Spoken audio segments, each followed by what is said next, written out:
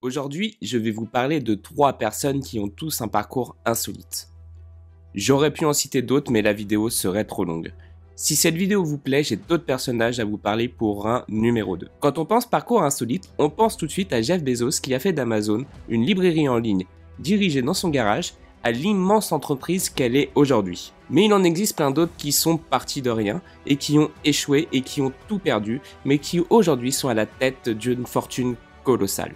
Certains sont connus mais leurs parcours sont méconnus et d'autres sont moins connus mais possèdent une entreprise à quelques millions d'euros de chiffre d'affaires. Toutes ces histoires que je vais vous raconter ont un point commun.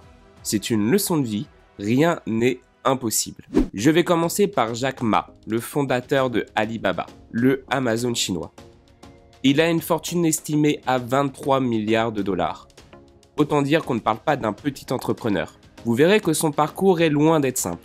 Son enfance se passe plutôt bien, il obtient même une licence d'anglais. Il se choisit même en milieu de parcours de ses études d'anglais son prénom Jack. Et oui, Jack Ma s'appelle Yoon Ma à l'origine. Après sa vie étudiante, en 1988, il décide d'entrer à la police. Mais la police décide le contraire et il se voit refuser son premier job. Il décide donc de continuer ses études et pose sa candidature à Harvard. Une fois, 2 fois, 3 fois, 4 fois, 5, 6, 7, 8, 9 et 10 fois. Et à chaque fois, il est recalé. On peut voir que Jack Ma est quelqu'un qui n'abandonne pas et qui garde confiance, ce qui va lui révéler être utile plus tard. Pendant toutes ces candidatures refusées, il souhaite travailler. Il décide de travailler dans un KFC chinois. Mais évidemment, il a été refusé. Il faut croire que pour les patrons, il n'était pas capable de servir et de cuire du poulet frit. Après donc son 12e échec, il finit par trouver un travail, livreur à vélo, et le tout commence à aller mieux pour lui. Grâce à tous ces refus, il décide d'ouvrir sa propre entreprise. Il monte une agence de traduction et devient professeur d'anglais à côté. Il rencontre sa future femme qui l'aidera plus tard en 1999 à monter Alibaba qui contrôle 80% du commerce en ligne chinois. Jack Ma a donc été reculé 12 fois de plusieurs jobs et écoles, même à KFC. Il a décidé de prendre sa vie en main pour devenir l'homme que l'on connaît aujourd'hui. Je trouve son histoire très inspirante. Même après plusieurs refus, il n'a pas abandonné. Ensuite, parlons de Thomas Edison. Oui, le fondateur de l'ampoule électrique, du cinéma et de l'enregistrement du son. On remonte un peu dans le passé en 1854. Thomas a alors 7 ans et sa famille s'installe dans le Michigan. Alors considéré comme hyperactif et stupide, son professeur de l'école le renvoie au bout de 3 mois. Comme raison principale sont sortis trop curieux, pose trop de questions et surtout n'apprend pas assez rapidement. On peut affirmer avec le recul que ce professeur s'est totalement trompé. Thomas Edison se retrouve à apprendre en autodidacte grâce à sa mère. Il apprend finalement vite et n'est pas stupide car il dévore tous les livres de sciences de la bibliothèque. Il dit même dans une interview « Je n'ai pas lu quelques livres, j'ai lu la bibliothèque entière ». Fasciné de science, il se crée un petit laboratoire dans son sous-sol. Ça ne vous rappelle pas un certain Jeff Bezos qui crée son entreprise dans son garage? Je crois que je vais tourner mes vidéos dans mon garage aussi. Petite blague à part, à 12 ans, Thomas Edison commence déjà à travailler en tant que livreur de journaux, de fruits et de légumes dans un train et utilise l'argent gagné pour acheter des médicaments et des produits chimiques pour son laboratoire. À 15 ans, il achète une presse d'imprimerie, il rédige et imprime à l'aide de 4 assistants un journal hebdomadaire. Il finit par être autorisé à installer son laboratoire dans le wagon où il peut également imprimer ses journaux. Il ne sait pas encore, mais c'est grâce à une erreur qui pourrait gâcher la vie de tout le monde qu'il finit par être celui que l'on connaît. Après plusieurs mois dans son laboratoire où il imprime ses journaux, le train fait une embardée et reverse un flacon de phosphore qui provoque un incendie. D'après Thomas Edison, son patron l'aurait tenu par les oreilles et selon d'autres versions, giflé à l'oreille, ce qui l'aurait rendu partiellement sourd. C'est évidemment une légende, son patron l'a simplement licencié et Thomas Edison a attrapé la scarlatine au même moment. Son handicap influence toute sa carrière car d'après lui, il n'est plus apte à bavarder avec les gens. Il pouvait donc s'occuper tranquillement à penser à ses futures inventions. Il finit par avoir un désir, une obsession d'améliorer la qualité de vie et le sort de l'humanité. Toujours à 15 ans, il sauve un enfant qui a failli être écrasé par un train. Et le père de l'enfant se trouve être le chef de la gare. Il lui propose de réaliser un de ses souhaits. Et Thomas Edison décide d'apprendre le morse. Grâce à son apprentissage de cette façon de communiquer, il finit par être embauché dans une société avant d'être viré pour avoir automatisé le transmetteur. ce qui lui permettait de dormir au travail. Il retrouve un job et sa première invention naît.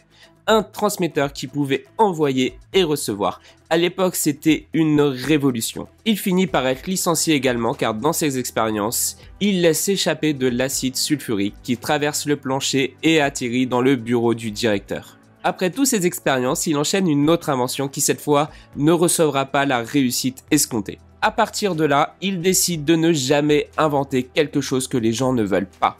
Thomas Edison, qui était d'après son professeur stupide, qui s'est fait licencier 2 fois pour une obsession dans ses expériences et qui devient partiellement sourd, crée l'entreprise Edison General Electric, qui deviendra plus tard General Electric, une des plus puissantes entreprises américaines. Il inventa l'ampoule électrique, le cinéma et l'enregistrement du son, entre autres. Restons encore dans le passé, mais avançons légèrement dans le temps. Nous sommes en 1890 et Harland David Sanders naît dans l'Indiana. Ce nom vous dit peut-être rien, mais si je vous dis Colonel Sanders. Pour certaines personnes, ce nom résonne comme de la nostalgie. Nous avons tous mangé au moins une fois dans notre vie à un KFC. Le fondateur de KFC est l'exemple même de l'homme parti de rien qui construit un empire. David Sanders est né dans une famille de fermiers. Tout allait bien dans sa vie jusqu'à ses 5 ans où il perd son père. Sa mère est obligée de travailler de nuit dans une usine de conserve de tomates et laisse son fils de 5 ans s'occuper de ses 2 frères et sœurs. C'est là que lui vient la passion de la cuisine. Il prépare le repas pour sa famille tous les jours et apprend petit à petit les techniques culinaires. À 10 ans, il commence à travailler dans une ferme pour aider financièrement sa mère et à 12 ans, il arrête ses études pour se consacrer à son travail de fermier. À ses 15 ans, David Sanders devient conducteur de train avant de s'engager dans l'armée. Il exerça après l'armée plusieurs travails. Au départ, vendeur d'assurance, puis petit à petit, il grimpe les échelons et ouvre sa société de bateaux à vapeur avant d'être nommé secrétaire de la Chambre de commerce et d'industrie. Il passe donc de fermier à secrétaire de la Chambre de commerce et d'industrie. Mais Harland David Sanders va avoir son premier échec. Alors que son parcours se passait plutôt bien, il tente d'ouvrir une autre société qui ferme rapidement et qui le ruine complètement. Il décide alors de devenir cheminot et son travail le passionne. Pendant son travail, il décide de reprendre ses études et obtient un diplôme de droit. Il se fait licencier de son travail de cheminot au bout de 5 ans et décide de devenir juriste. Il se fait un nom dans son état au bout de plusieurs années, mais dans un cheminement inexpliqué, il se bat en plein procès avec un client et se fait radier de la profession.